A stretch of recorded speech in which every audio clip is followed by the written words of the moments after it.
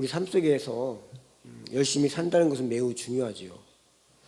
그런데 이 열심은 우리 삶 속에서 뿐만 아니라 우리 신앙생활 속에서도 빼놓을 수 없는 중요한 요소입니다. 그래서 요한계시록 3장 19절에 보면 이런 말씀이 있습니다. 무릇 사랑하는 자를 책망하여 징계하노니 그러므로 내가 열심을 내라 회개하라는 말씀이 나옵니다. 이 말씀은 누구에게 한 말씀이었냐면 그 차지도 덥지도 않은 라우디게아 교회를 향해 예수님께서 하신 말씀입니다. 로마서에서도 12장 11절 보면 사도 바울이 이렇게 권고합니다. 부지런하여 게으르지 말고 열심을 품고 주를 섬기라. 이런 말합니다. 이처럼 신앙생활에 있어서 열심이 중요하다는 것은 성경 여러 곳에서 말해주고 있습니다. 그러나 이런 열심도 방향이 잘못되면 게으름보다 못한 것이 될 수 있습니다. 오늘 본문인 로마서 10장 2절에 이렇게 말씀하고 있습니다. 내가 증언하노니 그들이 하나님께 열심히 있으나 올바른 지식을 따른 것이 아니니라 이렇게 말합니다. 이스라엘 백성들에게는 열심이 있었습니다. 열심히 금식도 하고 열심히 기도도 했으며 열심히 율법을 지킨다고 발버둥을 쳤습니다. 그러나 이스라엘 백성들이 지녔던 그 열심은 안타깝게도 하나님의 뜻을 따라가는 열심이 아닌 자기가 원하는 대로 자기들 마음대로 하는 자기가 중심이 된 그런 열심이었습니다. 그러기에 여기에 강조되는 열심은 바른 방향, 옳은 방향을 가진 열심을 말하는 것입니다. 사도 바울이 변화되기 전 사울이었을 때 그가 얼마나 열심히였는지 예수 믿는 사람들을 옥에 잡아 가두고 다메섹까지 가서 사람들을 잡으러 다녔습니다. 여기서 다메섹은 오늘날로 말하면 외국입니다. 자기 나라만으로 성이 차지 않아가지고 외국에까지 가서 예수 믿는 사람들을 박해하고 다녔던 그런 사람이었습니다. 바울의 이런 열심은 율법을 잘 지키겠다는 자기의 의에서 비롯된 열심이었습니다. 그렇지만 이 열심의 결과는 그리스도를 핍박하고 하나님의 뜻과 멀어진 그런 하나님 나라 확장하는 데 장애물이 되었다는 것이죠. 이처럼 자신의 의에서 비롯된 열심, 오히려 열심을 내밀릴수록 하나님의 뜻과 전혀 상관이 없는 엉뚱한 곳으로 치닫게 되는 것입니다. 그렇다면 하나님이 원하신 열심이란 무엇인가? 예수 믿는 자를 박해하던 사울은 다메섹에 가던 도중에 예수님을 큰 빛 가운데서 큰 광명 가운데서 만나게 됩니다. 그리고 그 이후에 자신이 잘못된 열심을 깨닫고 회개하고 그는 영혼 구원과 복음 증거의 그 열심으로 그 잘못된 열심을 바꾸게 됩니다. 그렇게 해서 바울은 이 뜨거운 마음으로 이방에 복음을 전했고 그로 인해 유대인들뿐만 아니라 수많은 이방인들에게도 그들이 죽게 돌아오게 했다는 거죠. 말씀에 뿌리를 둔 열심, 그 열심이 하나님 나라를 세워가는데 정말로 필요하고 중요한 열심입니다. 로마서 10장이 우리에게 가르쳐주는 내용은 우리가 어떻게 하면 믿음을 소유하게 되는지에 대해서 이야기해주고 있습니다. 그 답을 로마서 10장 17절에 바로 답해주고 있는데 이렇게 기록되어 있습니다. 그러므로 믿음은 들음에서 나며 들음은 그리스도의 말씀으로 말미암느니라. 믿음은 어디서 오는가? 믿음은 들음에서 오는데 그 믿음은 들어야만 생긴다는 것입니다. 그렇다고 아무 말이나 듣고 갖는 것이 아니고 하나님의 말씀을 들을 때 생기는 믿음, 그 믿음이 하나님께서 원하는 믿음이라는 것이죠. 우리가 굳건한 믿음을 갖기 원하고 믿음이 성장하고 성숙하기를 원한다면 우리는 열심을 내서 하나님 말씀을 들어야 하고 또 하나님 말씀을 읽어야 합니다. 로마서에서는 말씀을 듣는 것 외에 믿음이 생기는 다른 방법을 말하고 있지 않습니다. 이처럼 믿음은 오로지 하나님 말씀을 들어야 생기고 하나님의 백성은 한결같이 하나님 말씀을 들어야 믿음을 갖게 되는 것입니다. 로마서 10장 10절 보면 이렇게 말씀을 듣고 믿음이 생길 때 우리에게 어떤 일이 일어나는가라고 기록하고 있습니다. 그것은 사람이 마음으로 믿어 의에 이르고 입으로 신하여 구원에 이르느니라 이렇게 기록합니다. 우리가 하나님의 말씀을 마음으로 믿을 때 우리의 자신의 의의가 무너지고 하나님의 의를 이루게 되고 그것을 입으로 시인하고 고백할 때 구원에 이르게 된다. 그런 말씀입니다. 이 참 중요한 말씀입니다. 하나님 말씀을 믿을 때 자신의 의의가 무너지고 하나님의 의가 이루어진다. 이것입니다. 우리가 입으로 시인한다는 것은 입으로 말한다는 걸 의미합니다. 입으로 믿음을 고백하고 그 믿음을 주변 사람들에게 말하게 되는 것입니다. 그렇게 되면 자연스럽게 전도가 이루어지게 된다는 것이죠. 교회에서 또 우리 기독교 단체에서 또 전도 집회를 갖는 이유가 우리 불신자들에게 한 번이라도 하나님 말씀을 들을 수 있는 그 기회를 제공하기 위해서인 것입니다. 그래서 교회에서 뭐 부흥회도 하고 때로는 뭐 안 믿던 분들이 예수 믿어가지고 변화된 인생을 간증하는 그런 기회들을 자꾸 갖는 것이 그들에게 하나님 몰랐던 인생들에게 하나님을 믿고 구원받게 하는 그런 기회가 된다는 것이죠. 그런데 어떤 사람들은 이것이 무슨 의미가 있는가라고 생각하는 사람도 있습니다. 그냥 한번 왔다 가는 사람도 있을 수 있지 않겠습니까? 그래서 그 왔다 가는 사람이 무슨 소용이냐, 별 의미가 없다라고 이렇게 말하는 사람도 있지만 이 어떤 하나님 말씀을 들을 수 있는 기회와 공간과 어떤 여건을 마련해 주는 것은 정말로 많은 영혼들을 구원하는 그런 길이 된다는 것이죠. 어제가 빌리에게라는 목사님께서 우리 한국 땅에 와서 1973년에 여의도 광장, 그전에는 5.16 광장이라고 불렀습니다. 여의도 광장에서 집회했던 50주년이 되는 그런 날이었다고 합니다. 그때 집회에 100만 명이 모였는, 100만 명이라는 게 얼마나 되는지 우리는 감을 잡을 수가 없습니다. 그때 집회를 통해서 한번 사진 띄워보겠습니까?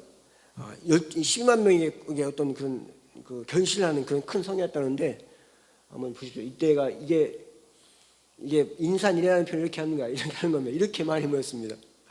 이게 지금 여의도인데 그때 뭐 건물도 안 쓸 때라서 그냥 허 발판이었죠. 빌레게라는 목사님 사진 한번 보여주시죠. 이분이 빌레게라는 목사입니다. 그 뒤에 한번 아까 보였던 사진 한번 보시겠어요? 이거 말고 여의도 승봉교가 막 건물 졌던 때 저기 한강이고 그런데 아무것도 없던 시대였어요. 여의도에. 이때 이게 다 사람이에요, 사람. 이게 100만 명이 넘었다는 겁니다. 이렇게 와서 집회할 때 그때 많은 신자들이 믿는 사람도 왔었겠지만 안 믿는 사람도 와가지고 12만 명이 결신했다는 그런 집회가 있어가지고 어제가 그 50주년 그 기념하기 위해서 그 아들 그 플랭클린 그레암 목사님을 모시고 상암 월드컵 경기장에서 50주년 기념 성회를 했습니다. 그래서 그 홍보 영상을 제가 이따 예배 끝날 쯤에 한번 보여드릴 텐데 이처럼 분명한 사실은 믿음은 말씀을 들어서 생기기 때문에 우리가 믿지 않는 사람들에게 하나님 말씀을 들을 수 있는 기회를 더 많이 만들어 주는 것은 굉장히 중요하다는 것입니다. 지금은 말씀을 들을 기회들이 많아졌습니다. 여러 가지 영상 매체, 유튜브 비롯 많은 경로를 통해서 복음이 전파됨에도 불구하고 그만큼 세상의 소리도 또한 더 커지고 많아졌습니다. 그러기에 여기서 필요한 것이 우리의 열심입니다. 우리 믿음의 생활을 열심히 하는 것, 말씀 따라 살고자 열심히 순종하는 것, 그것이 세상이 넘쳐나는 세상의 소리들과 영향력에 보이지 않는 영적 세력의 틈을 막아내는 길인 것입니다. 그래서 마귀는 우리가 이 영적 열심을 무너뜨리고 말씀을 듣는 것을 방해합니다. 초대교회 성도들이 바울을 통해서 말씀을 듣지 못했고 이웃에게 증거하지 않았더라면 그들에겐 결코 핍박이 없었습니다. 그들이 예수를 말하지 않고 가만히 있었더라면 그들에겐 전혀 어려움이 없었을 것입니다. 그래서 사도행전 4장 18절 말씀에 그 당시 예수를 반대하는 관리들이 예수 증거하는 제자들에게 이렇게 말했습니다. 그들을 불러 경고하여 도무지 예수의 이름으로 말하지 말고 가르치지 말라 이렇게 말합니다. 그를 위협했던 것이죠. 이 말에는 두 가지를 말하지 말라는 것입니다. 예수 이름으로 말하지 말고 또 가르치지 말라는 것입니다. 이 두 가지만 말하지 않으면 절대 손대지 않겠다는 것입니다. 너희들 상관하지 않겠다는 것입니다. 너희를 괴롭히지 않겠다는 것입니다. 그들이 내건 타협 조건이었습니다. 그렇지만 제자들은 사도행전 4장 20절 이렇게 담대하게 외칩니다. 우리가 보고 들은 것을 말하지 아니할 수 없다. 우리가 아무리 세상적으로 드러낼 것이 없고 우리의 삶이 대단한 것이 없다 하여도 예수 그리스도의 십자가의 부활의 은혜를 마음에 품고 열심을 가지고 증거하면 생명의 역사가 반드시 일어난다는 사실입니다. 로마서 10장 14절을 봅니다. 거기 이렇게 기록되어 있습니다. 그런즉 그들이 믿지 아니한 자를 어찌 부르리요? 듣지 못한 이를 어찌 믿으리요? 전파하는 자 없이 어찌 들으리요? 이 말씀은 도취법을 사용해서 기록된 내용인데 이 말을 뒤로부터 거꾸로 풀어서 읽어보면 전파하는 자가 있어야 들을 수가 있고 들어야 믿을 수 있다는 그런 말입니다. 이 말씀은 곧 우리가 전파하지 않으면 믿는 자들이 있을 수 없다는 그런 뜻입니다. 우리 주변에서 많은 영혼들이 인생 어렵게 삽니다. 삶의 이유를 모르고 남도 열심히 살았는데 어려운 일을 당하고 병에 걸리고 사고가 나가지고 인생이 그냥 풍비박살나는, 그 가정이 그냥 다 무너지는 그런 일들을 여기저기 뉴스를 통해서 또 쉽게 접할 수가 있습니다. 그들이 그럼에도 불구하고 삶의 소망을 찾지 못하고 때로는 막 극단적인 생활을 하고 그들이 살 길 찾지 못하고 헤매는 그것은 어찌 보면 우리가 그들에게 예수를, 복음을 말하지 않아서 그러지 않는가.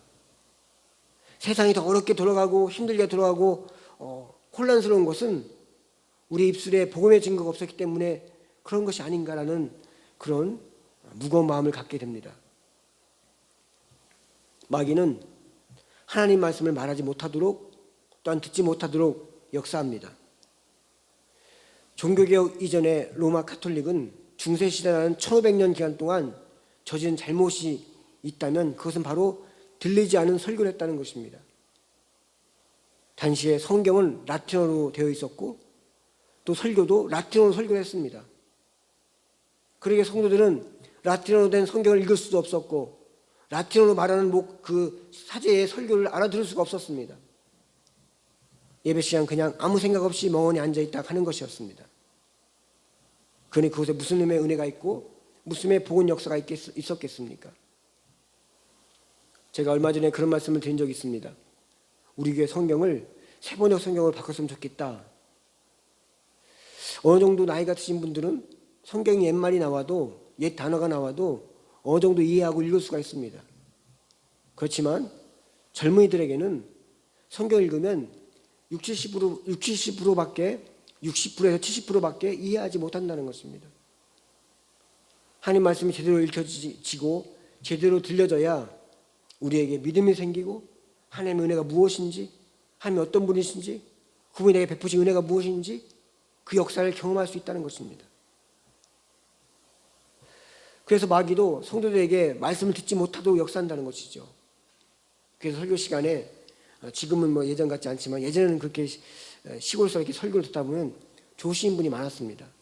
늦게까지 이렇게 농사를 하다가 오니까 몸이 고되지 않겠습니까? 그것도 이해도 했습니다. 아유, 피곤해서 그러신가 보다. 그런데 아무 일도 하지 않았는데, 잠을 충분히 잤는데, 바쁜 것도 없는데, 그런데 설교만 들으면 주는 분들이 계십니다. 그리고 목사님이 너무 졸리게 설교해서 그렇다라고 목사님 탓을 합니다. 뭐 그 말도 이해가 갑니다. 실제로 목사님들 중에도 설교를 정말 지루하고 길게 재미없게 하는 은사를 받은 사람처럼 설교하신 분이 계십니다. 저도 그 중에 하나입니다. 그렇지만 좋은 것은 그런 이유 때문이라는 말하기에는 무리가 있습니다.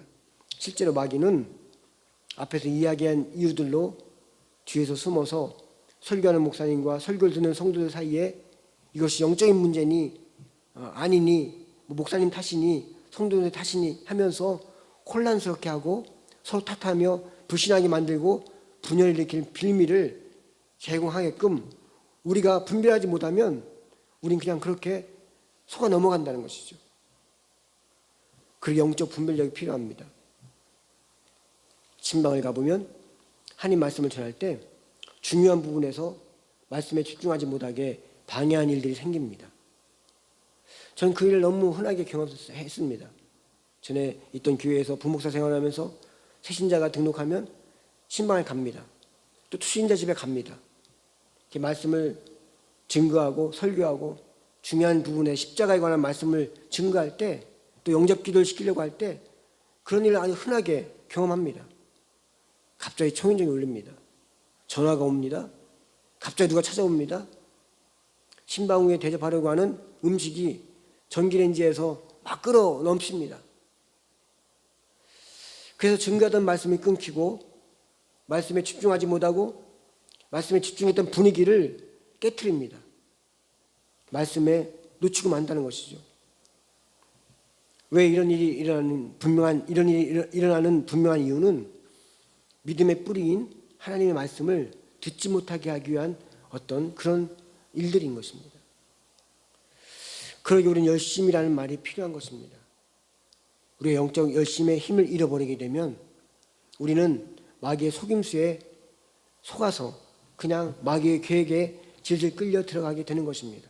열심이라는 우리의 마음과 결심과 또 우리가 가지고 있는 물질과 시간과 기회를 가지고 말씀을 전하고 전도할 때 영적 싸움에서 밀리지 않게 되는 것입니다.